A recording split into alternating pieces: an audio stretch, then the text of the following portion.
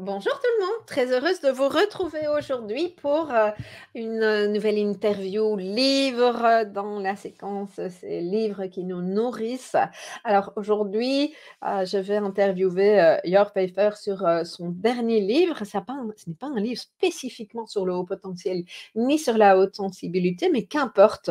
C'est un livre qui de toute façon inclut une intense sensibilité, parce que c'est Jörg qui l'a écrit, parce qu'il a de très très beaux messages. Alors pour les personnes qui ne connaîtraient pas encore Jörg, je vous le présente, anciennement professeur de philosophie. Il est aujourd'hui artiste aux multiples talents, on peut le dire, romancier, chroniqueur, comédien et auteur-compositeur, interprète. Et je suis vraiment très très heureuse de l'accueillir aujourd'hui pour qu'il puisse nous présenter son dernier roman, qui s'appelle On n'est jamais à l'abri d'une nouvelle joie. Magnifique couverture, c'est chez Jouvence.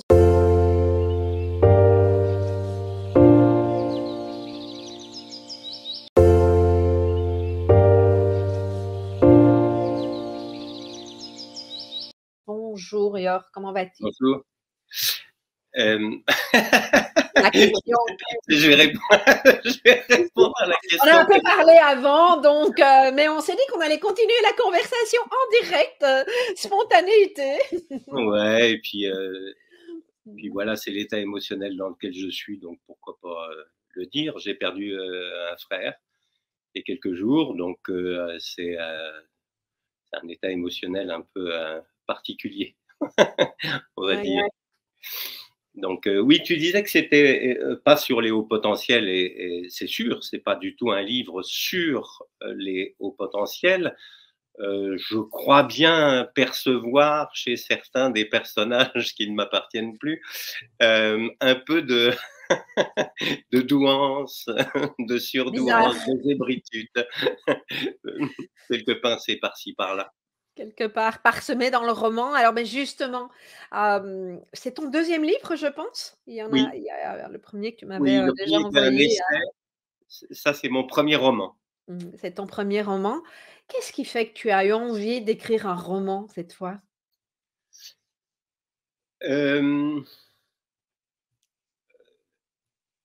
c'est une bonne question. Je crois que la fiction, elle nous permet d'une certaine manière d'aller plus loin, en tout cas m'a permis d'aller plus loin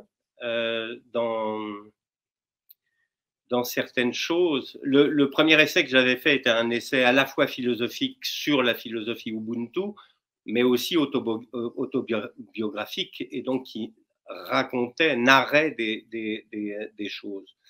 Mais c'est pas évident de se dévoiler par rapport à la fiction. Quand on a l'abri de la fiction, c'est toujours plus facile, je trouve. Mmh. Mmh. On Et fait passer les messages, autrement? oui, un ami m'a demandé si c'était autobiographique. J'ai dit que non. J'avais fait un essai autobiographique, mais il n'est pas impossible que j'ai mis plus de moi dans ce roman que dans l'essai autobiographique. Mmh mh. Il est coloré et puis il y a un mystère derrière et en fait, c'est pas important de savoir ce qui t'appartient ou pas. C'est Oui. important, c'est quoi finalement dans un roman pour toi? Qu'est-ce que tu as eu envie de traduire? Euh, je crois que mon envie première était très prétentieuse, et en tout cas a été une prétention trop lourde à porter pour moi, ce qui fait que j'ai écrit un premier jet de ce roman il y a 6 ans, et une amie auteure m'en a fait beaucoup d'éloges, mais lorsqu'elle est rentrée dans le registre critique, j'avais les oreilles très très ouvertes, parce que tu sais, lorsque tu écris quelque chose et que tu as la conviction que la personne en face n'a rien compris, toutes les critiques, c'est vachement simple, parce que tu te dis, bon, ben, elle n'a rien compris. Mais quand tu es persuadé qu'elle a tout compris, c'est très très difficile de fermer tes oreilles, donc je les ai ouvertes. Le problème, c'est que en ouvrant mes oreilles, je devais reconnaître beaucoup de faiblesses dans le roman, et je n'ai pas eu le courage de réécrire ce qu'il fallait réécrire, donc je l'ai laissé de côté. Mais pour dire en quelques mots la prétention que j'avais à la base, c'est, bon, un certain nombre de gens parmi mes amis qui écoutent et tes auditeurs me connaissent un peu. Pour ceux qui ne me connaissent pas, j'ai j'ai eu une série de drames assez fortes. Je parlais tout à l'heure de la mort d'un frère, mais j'avais déjà eu un autre frère, une autre, une sœur, mon père, ma mère, euh, ma femme et un fils qui sont décédés autour de moi. Et lorsque mon fils est décédé, j'ai fait n'importe quoi. Enfin, je suis rentré dans une période de noirceur absolue, presque une volonté de suicide social qui m'a amené à faire un certain nombre de bêtises, jusqu'à des bêtises qui rentraient dans le domaine de l'illégalité, jusqu'à me faire prendre et faire 6 mois de prison pour escroquerie. Et donc, après avoir perdu tous ces êtres-là, perdre, entre guillemets, ma réputation, être montré du doigt comme un sale type que j'étais sans doute, que j'étais peut-être, voilà, je laisse l'appréciation et le jugement aux autres. Je crois que les choses sont toujours plus compliquées que cela, mais en tout cas, désigné comme un sale type, un ex-tolard, etc., c'était beaucoup de choses de perdues en quelques années. Et pourtant, j'ai la conviction de m'être relevé et d'avoir recommencé à sourire. Et j'avais envie de mettre dans un livre l'histoire de quelqu'un qui a recommencé à sourire. Voilà. Mmh. Et c'est pas évident, en fait, de savoir comment vous faites, comment ça s'est fait, comment ça s'est passé. Et même, et même je pense que qu'il n'y a pas de règles, qu'il n'y a pas de loi, il n'y a pas de recette, en tout cas, à C'est donner. ça, c'est le mot recette qui me vient. J'allais te demander, est-ce qu'il y a une recette dans ce roman? Non, J'imagine que la réponse est non. non, Mais voilà. non. Mmh mh. Mmh. Mais il y a la volonté de dire que c'est possible, Mmh. que c'est possible. Que quels que soient les deuils et quels que soient les écueils de l'existence, une nouvelle joie est toujours possible. Ça, oui, j'ai envie de le crier, de le chanter, de l'hurler, de le danser, voilà, et de le jouer à la guitare aussi, parce que lorsque j'écris des chansons et lorsque je chante sur scène, je crois que j'ai envie de témoigner de la même chose, j'ai envie de transmettre la même chose. On a tous, hein, on a tous des si je suis méchant avec moi, je dirais des obsessions. Si je suis moins méchant, je dirais des thèmes de prédilection. Et je pense que c'en est un, Mmh. effectivement, un thème de Mmh. prédilection. Ce que j'entends, hem, alors je l'ai entendu à travers la manière dont, tu as, titré ton livre. Je sais pas si c'est comme ça que à Oui, dire, mais et à travers ce que tu partages maintenant, j'entends cette notion de cycle. Alors pourquoi dans le titre? Bah, parce qu'on n'est jamais à l'abri d'une nouvelle joie, comme si effectivement ça peut se reproduire, régulièrement. C'est intéressant dans ce processus de deuil et puis là, quand tu en parles, j'ai le sentiment qu'il y a quelque chose de cyclique. Est-ce que ça fait sens dans ce que oui, oui, oui, ça fait forcément sens avec la vie, qui n'est rien d'autre que cyclique. J'ai un tout petit peu la conviction aujourd'hui d'être un peu plus à l'abri qu'avant. mmh mh. C'est-à-dire que les cycles restent là. Là, je traverse, je viens de traverser un océan de tristesse, mais j'ai un peu la conviction que c'est la tristesse de quelqu'un d'heureux, entre guillemets. Et je me méfie d'ailleurs toujours des sages donneurs de leçons qui nous laissent croire qu'à un moment donné, vous avez l'illumination et que ça y est, vous êtes dans le bonheur et que plus rien ne vous atteint. Je pense que Mmh. ça, c'est vrai, c'est tout à fait vrai quand on est mort, mais à partir du moment où il y a de la vie, Je sais pas, j'y ai pas été, donc je peux pas dire, mais à partir du moment où il y a de la vie, il y a de la tristesse, il y a de la colère, et ça fait partie du lot, ça fait partie du jeu, et ça fait partie de l'amour de la vie, parce que voilà, c'est parce qu'il y a tout ça que cette vie est si belle. Mmh mh. Mmh. Donc oui, cyclique, bien sûr. bien sûr. C'est, Rémi Tremblay, ce que tu dis me fait penser à ça. Rémi Tremblay, que j'ai interviewé il y a quelques années, au congrès, d'Ouan, qui disait: «C'est parce que la vie est fragile qu'elle est précieuse». Un Mmh. peu comme la porcelaine, tu vois? Et en tout cas, c'est ce que ça évoque, dans ce mouvement vivant, selon moi, en tout cas, c'est comme ça que j'ai envie de l'interpréter, de cette vague émotionnelle quand effectivement tu perds quelqu'un, quand quelque chose dans ta vie, fait, office de deuil. Enfin plus, je sais pas si c'est comme ça que je dois l'exprimer, mais j'ai l'impression que notre société n'est pas forcément prête à entendre que c'est normal d'être triste et tu l'exprimes, hein, ces grandes vagues émotionnelles. J'ai perdu mon frère il y a quelques mois, une série d'entre vous le savaient et j'ai vraiment, pu observer, mais ça ne m'a pas effrayée parce que pour moi c'était évident, ces moments d'intense tristesse où je pleurais toutes les larmes de mon corps et quand j'en parle maintenant, je sens encore la tristesse qui monte et en même temps, d'autres moments où on pouvait rire. D'ailleurs, c'est assez intéressant, ça nous a interpellés, maman et moi d'ailleurs, parce que, ma mère a sorti le jour des funérailles, il y avait mes parents avaient choisi de faire une cérémonie, en petit groupe, familial, dans l'intimité familiale et elle me sort: «Mais regarde leur tête, ils ont une tête d'enterrement». Je dis: «Mais maman, on est un enterrement!» Et pourtant, tu sais combien en tant que maman, je veux dire, elle l'a vécu et elle continue à vivre, un chagrin immense, mais je sais que ça l'a interpellée à un moment donné, on a parlé de mon frère avec des souvenirs amusants, parce que c'est ça aussi, se souvenir de quelqu'un dans les beaux moments, dans ce qu'il a été, dans les moments de connivence, dans les moments de joie, dans des, moments amusants. Ça fait aussi, selon moi, partie du deuil. Et c'est intéressant de voir combien il pouvait y avoir une réserve par rapport à ça, comme si on ne pouvait pas se le permettre, dans quelque chose de très binaire finalement. Mmh. Je sais pas si tu as envie de rebondir sur ça, mais Oui, j'ai même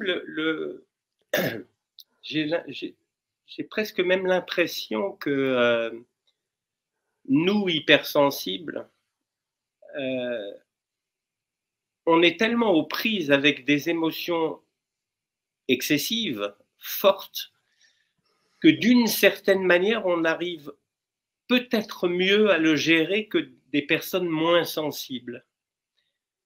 Et donc, elles nous font moins peur. mmh Moi, C'est je une sais que autorisation.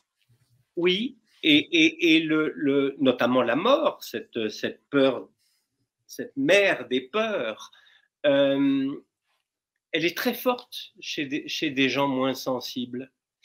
Et d'en parler leur fait très peur. Et, et, euh, et moi, ça me fait pas peur. Alors peut-être parce qu'elle fait partie de mon quotidien, que très jeune, j'ai perdu des êtres que j'aimais, parce que j'ai parlé d'une petite liste tout à l'heure, mais elle est bien plus grande que ça si j'y adjoins des oncles, des tantes, des cousins, des amis euh, euh, qui, euh, qui sont partis. Et donc, je suis peut-être très habitué à cela, mais aussi parce que lorsque je me casse un ongle, c'est un drame tellement gigantesque. Mais tu le sais. Je me fous un peu de ma gueule, mais je veux dire, il y a des choses qui m'écorchent tellement alors que ça caresse d'autres personnes, et je me suis senti tellement écorché dans ma vie que, que ça me fait pas peur en fait. Et donc je l'aborde plus facilement, et l'abordant plus facilement, je me mets peut-être plus facilement en face de mes ombres, en face de mes démons. Alors je ne le dis pas ça pour me faire mousser, je le dis ça euh, pour les gens hypersensibles qui m'écoutent, justement leur dire que vous avez une grande chance à ce niveau-là, parce que vous êtes aux prises avec des souffrances très fortes euh, depuis votre plus tendre enfance. Mmh. Bien d'autres gens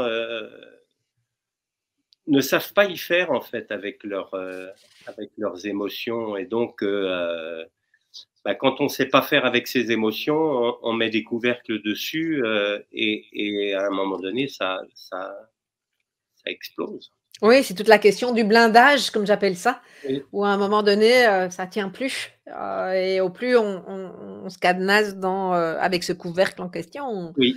au plus c'est long, au plus effectivement l'explosion peut, être impressionnante et C'est le pourtant cas, pas spécialement négative. oui, c'est le cas du personnage principal qui est en fait le narrateur du livre. En fait, le livre, on est dans la tête de Jeff. Oui, Et Jeff, c'est un salaud. OK.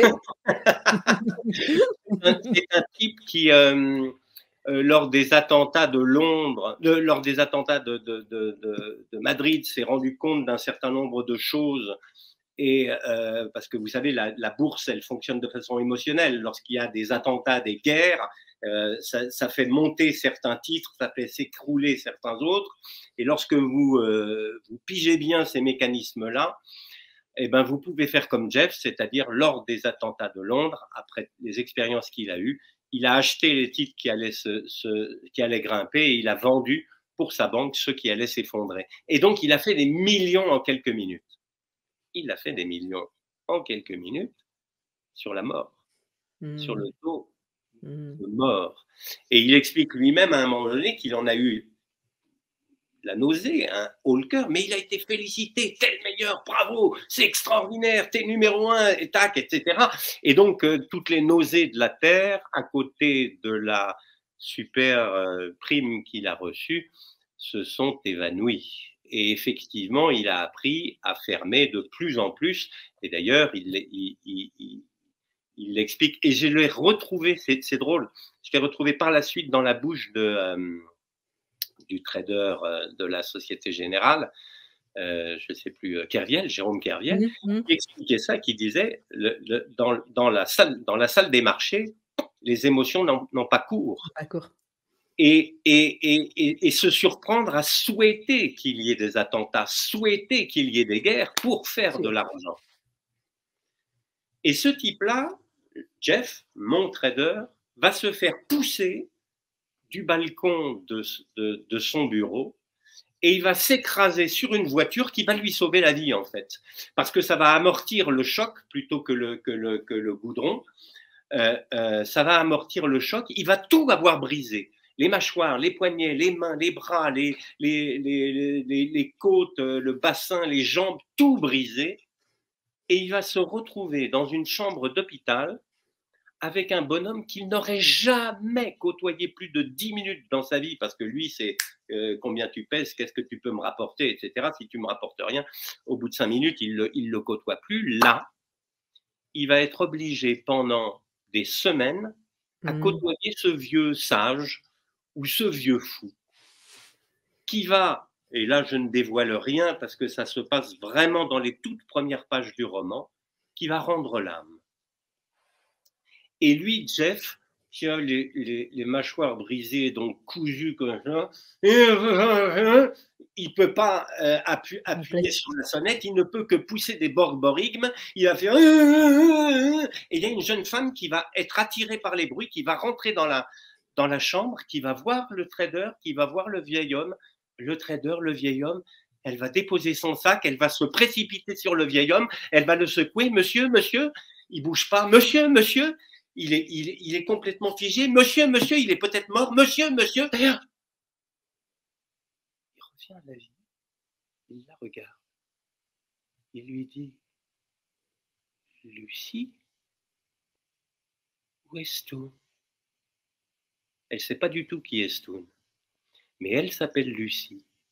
Et elle ne voit absolument pas comment c'est possible que cet homme connaisse son prénom.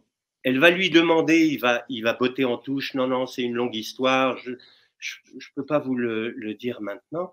Et elle va revenir inlassablement chaque jour pour essayer de savoir comment est-ce qu'il la connaît, Mais leurs discussions vont être tellement folle. Lui, il est tellement fandard, il déconne sur tout, il est drôle, etc., qu'elle va plus avoir envie de partager ces moments-là avec lui que de savoir d'où il la connaît, qui va passer au second plan.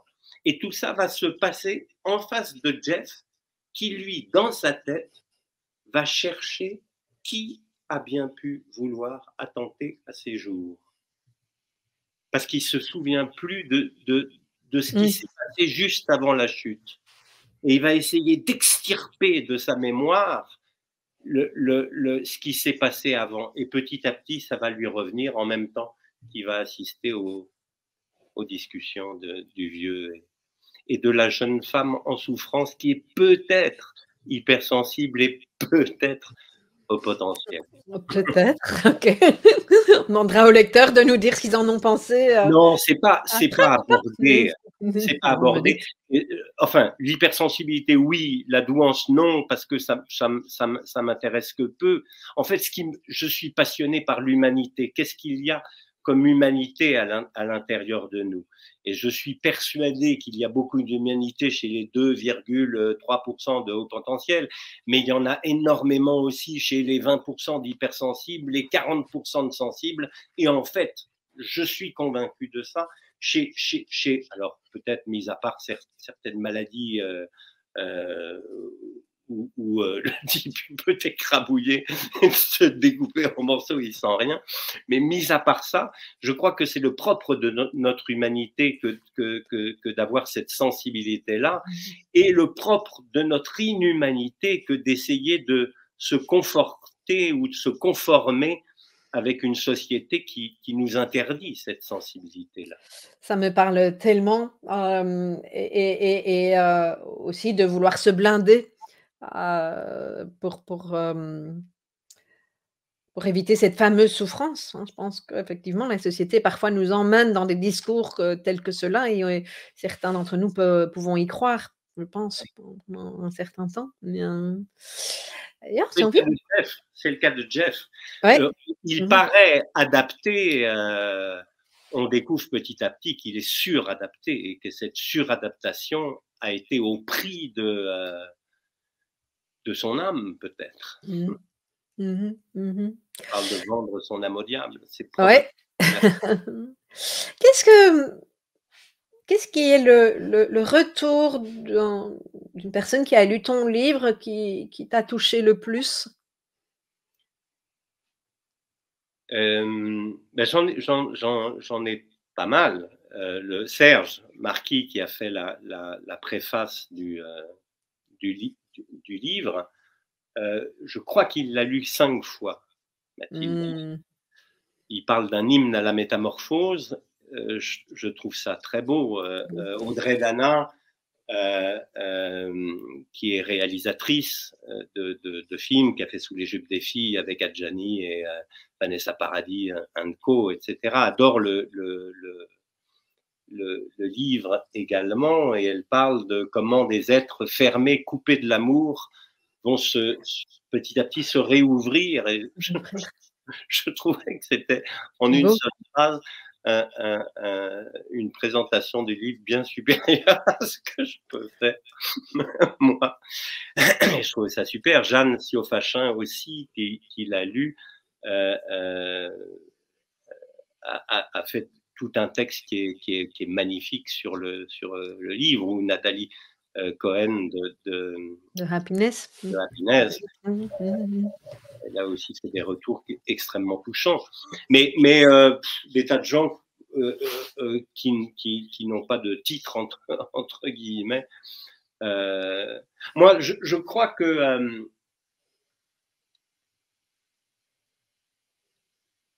les gens qui ont aimé Jeff m'ont bouleversé. Parce qu'il est haïssable. Pour lui, il y a... vous ne pouvez l'être humain ne peut bouger dans la vie que s'il a de l'essence, et son essence, c'est le cul, le fric, le pouvoir. S'il n'y a pas un petit bout de cul, un petit bout de fric, un petit bout de pouvoir, les gens vont pas se bouger. Il y a que ça comme motivation. Enfin, il est persuadé d'un certain nombre de choses très stéréotypées. Il est, alors c'est très cru parce qu'on est dans son cerveau, on est dans son désir, on est dans ses délires, on est dans ses fantasmes les plus crus, les plus sales. Il est moche, il est, etc.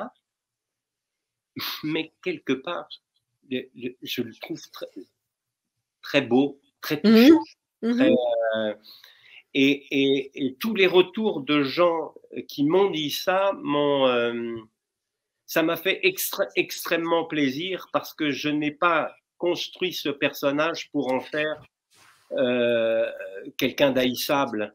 Non, Je crois qu'il y a du Jeff en moi et je crois qu'il y a du Jeff en nous. en chacun d'entre nous. Et c'est vrai que j'ai aimé qu'il soit aimé. Mmh. Le sentiment que j'ai, en tout cas en t'écoutant et en connaissant qui tu es, c'est que la façon dont tu as écrit le roman et tu as traduit le personnage Jeff est, une façon de l'écrire sans le juger et donc il a pu avoir fait des choses haïssables. Néanmoins, ce que tu as déposé sur le papier n'a pas été fait dans une recherche de jugement. Il y a eu cette ouverture du cœur. C'est l'impression que ça me donne. Alors, elle est forcément juste, cette impression, parce que le narrateur est Jeff. Mmh. C'est-à-dire que celui qui raconte à la fois ses pensées, ses fantasmes et ce qu'il voit, c'est lui, c'est Jeff. Donc, il n'y a pas un omniscient qui va regarder ce Jeff et donc donner un jugement dessus. On est au cœur de ses détresses, on est au Ouais. cœur de ses impuissances, de ses faiblesses et de ses forces aussi, et de ses Mmh. charmes. Et ce que je trouve, je vais faire référence à ce qu'on abordait en off juste avant de démarrer l'interview, hein. Tu parles de pouvoir et je fais le lien avec, les 3 thématiques que tu as réillustrées à travers l'histoire de Jeff, hein. C'est à titre personnel, je dis qu'une 3 thématiques sur lesquelles c'est difficile de se positionner, d'évoluer, de se confronter, c'est l'argent, c'est la sexualité et c'est, la mort. Hem et en fait, je la réflexion qui émerge là, c'est, la façon d'aborder, est-ce qu'on est dans le pouvoir et donc pour moi dans la peur? Ou est-ce qu'au contraire on peut ouvrir le cœur et connecter à l'amour et voir les choses autrement? Mais les thématiques sont les mêmes. Moi j'ai parlé de sexualité tout à l'heure, tu as parlé de sexe dans sa manière trash à travers l'histoire de Jeff, en tout cas au début du livre. Après je ne sais pas parce que je n'ai pas terminé le livre et je laisse chacun découvrir ce qui se passe, mais une fois de plus, on revient à cette ouverture du cœur qui est tellement importante et je relie ça à l'humanité dont tu parles. Oui. Mmh. Oui, je crois que Jeff a raison. Lorsqu'on est dans une certaine logique, oui, lorsqu'on est dans la logique de la force et des rapports de force, oui, tout est cul, sexe et fric. Dans cette logique-là, qui est régie par la peur. Je suis Et vraiment et d'accord. et dans la recherche de contrôle aussi, j'ai l'impression, parce que la Absolument. mort, il y a quelque chose de cet ordre-là, on essaye de contrôler les choses. Oui. Mmh mh. Mais je crois qu'il y en a une autre de logique. Quand on est dans une logique du lien régi par l'amour, Mmh. euh, je pense que toutes les valeurs de Jeff s'effondrent. Mais c'est très difficile. Et il y a beaucoup de gens d'ailleurs, lorsque vous discutez avec eux et ils sont tellement persuadés d'avoir raison, ils ont raison. Et ils ont raison dans une certaine logique, Oui. mais même dans leur logique, je préfère avoir tort. Mmh mh. Et, Mmh. et, et j'ai pas toujours été comme ça, mais je sais que j'espère continuer à être comme ça jusqu'à la fin de mes jours. Je suis bien plus heureux dans cette logique de lien régie par l'amour que dans une logique de force et de rapport de force régie par la peur. Et j'ai essayé aussi de montrer que c'était pas si bisounours que ça Oh non. de penser comme cela et pas si réaliste que cela de penser autrement. Oui, Et pas si bisounours et ça parle aussi du sentiment de décalage, d'occuper sa place, de toutes ces choses-là aussi. Et c'est pas toujours, évident, mais après à quoi on se, à quelle énergie on se rallie? C'est ce qui me vient, dans ma manière de formuler les choses. Mmh. À titre personnel, j'ai envie de me rallier à cette énergie d'ouverture du cœur Mmh. et effectivement, ça peut être inconfortable et c'est pas forcément bisounours, je confirme. C'est Fabrice Michaud qui parle des gentils et des méchants. Tu dis oui, enfin voilà. Être gentil n'est pas. Oups, attends. Tu vois, on parle du lien et tout d'un coup, Bah, j'ai c'est ma disparu. main, voilà, je récupère Yoff. Pas pour terminer cette interview parce que je vois le timing aussi, mais du coup, je sais plus ce que je voulais dire et c'est pas très important. Je pense que l'essentiel a été dit sur cette énergie d'amour et cette vibration à laquelle personnellement je crois beaucoup, même si les choses ne sont pas pour ça faciles. Mmh. D'ailleurs, le mot de la fin, puisqu'on arrive tout doucement au bout de cette interview, alors c'est amusant de parler du mot de la fin quand on parle de deuil, de mort, jeu de mots. Je me demande pourquoi, mais qu'est-ce que tu aurais envie de nous dire avant de se dire au revoir sur cette interview? Aucune idée. Pas obligé non plus, hein, c'est cool. L'authenticité. Le mot de la fin. Non, le mot de la fin, c'est le titre du bouquin. Je Mmh. crois vraiment. Mmh. Alors le titre du bouquin, tu parlais de cycle, c'est aussi de l'humour. C'est-à-dire que je pense que le livre est drôle, en fait. Et je voulais que ce soit présent dans le titre, parce qu'on n'est jamais à l'abri d'une galère. C'est ça ce qu'on attend lorsqu'il lorsqu'il y a ça. Mais on est aussi jamais à l'abri d'une nouvelle joie. Mmh. Ça, je suis persuadé de ça, et persuadé que c'est cette persuasion-là qui fait qu'on va mieux, qu'on va bien. À un moment donné, dans le livre, Lucie dit au vieil élégant, au vieux bonhomme, à Kolia Kamouraska, il s'appelle, il lui dit en fait, vous pensez que plus on a la foi, plus on va bien? Mmh. Et il dit oui, je le crois absolument. Je ne parle pas de Dieu, d'ailleurs, il y a plein de gens qui sont fâchés avec le mot Dieu, donc je ne parlerai pas de Dieu, mais plus on a la foi en soi, plus on a la foi dans la vie, plus on a la foi dans les autres, plus on a foi, etc. Toutes ces foi-là sont des indicateurs que nous allons bien. Et lorsqu'on ne va pas bien, on n'a pas foi en soi, on n'a pas foi en l'autre, on ne croit pas, on se méfie, etc. Méfiance. Mais ouais, C'est une perte de confiance, c'est une perte de foi, fides. c'est On ça. n'a plus la foi dans l'autre. Et je trouve ça très vrai. Parce que le mec, en fait, je suis en train de me faire des compliments à moi. Parce que Bah, on peut aussi, hein. vrai ce que c'est. C'est ça aussi l'énergie d'ouverture du cœur, qu'on apprend à s'en faire.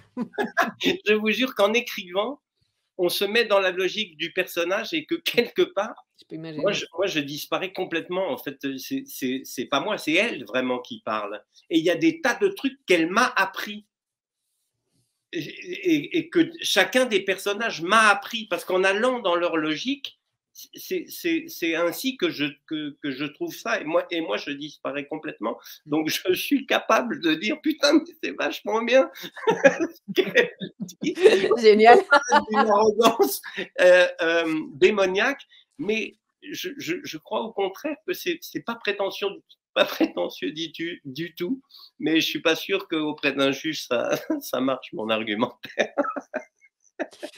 On verra si quelqu'un a envie de rebondir là-dessus ou pas. En tout cas, moi, tu as fait écho et je suis contente que tu l'aies déposé de cette manière-là. En tout cas, ça me touche. Tout comme je vois un des commentaires dans le chat où quelqu'un dit c'est le chemin de l'amour qui paraît le plus évident, mais quel courage nécessaire pour le suivre. Oui, effectivement, on peut formuler les choses de cette manière-là. Merci, Yor. On pourrait continuer pendant des heures, une autre fois peut-être, hein, sur Avec plaisir. ce sujet-là ou ces sièges. Je vous rappelle, pour ceux qui n'ont pas noté encore, hein, c'est aux éditions Jouvence. On n'est jamais à l'abri d'une nouvelle joie, le dernier roman de Yor Pfeiffer. Je ne sais jamais si je dis bien ton nom. On dit toujours le mien, Puis, mon père disait Pfeffer, parce Pfeiffer. qu'il avait des origines germaniques et qu'il Mhm. les a bannis après la guerre. Mais mon grand-père disait Pfeiffer. Et dans la famille, il y a le clan des Pfeffer et des clans des Pfeiffer. Et toi, quand tu te présentes, tu dis comment? Moi, je dis plutôt Pfeiffer, j'aime bien, Pfeiffer, ok, bon, comme mon voilà. grand-père. Pardon, papa. Non, ben voilà, mais merci, Yor. Alors, j'espère que vous avez apprécié ce que vous avez entendu. Si c'est le cas, mettez-moi un petit pouce pour m'encourager à vous proposer d'autres thématiques et à refaire de nouvelles vidéos. Vous savez que vous pouvez aussi vous abonner à ma chaîne YouTube pour être notifié chaque fois que nous diffusons une nouvelle thématique. Et si vous avez envie d'aller plus loin, je vous propose un programme que j'ai conçu pour que toute personne concernée par le haut potentiel, multipotentiel, hypersensibilité, et peut-être que vous ne savez pas encore exactement ce qui vous concerne, mais ce programme est conçu de telle sorte à vous permettre de mieux comprendre vos besoins, en quoi ils s'expriment du moins différemment de ceux d'autres personnes, parce que globalement, l'être humain a les mêmes besoins, simplement l'expression de ces besoins diffère en termes d'intensité, je le dis souvent. Et on n'a pas toujours appris ça, surtout quand on n'était pas au courant de ce qui impliquait notre sentiment de décalage, quand on n'était pas au courant qu'il était tout à fait OK d'être comme on fonctionne, mais qu'on n'avait juste pas les clés et la connaissance de notre mode de fonctionnement. C'est ce que ce programme vous propose, de mieux comprendre vos besoins, de savoir comment vous allez les rencontrer et donc, par effet, d'arrêter de vous suradapter parce que vous n'êtes pas encore au clair avec ça. Donc, c'est ce que je vous propose dans ce programme qui s'appelle Multipotentiel cyclé pour se respecter sans se suradapter. Toutes les informations sont en dessous de cette vidéo. Vous avez tous les détails et possibilité de cliquer pour nous rejoindre très rapidement puisque la formation est disponible en un tour de main. Voilà, à bientôt!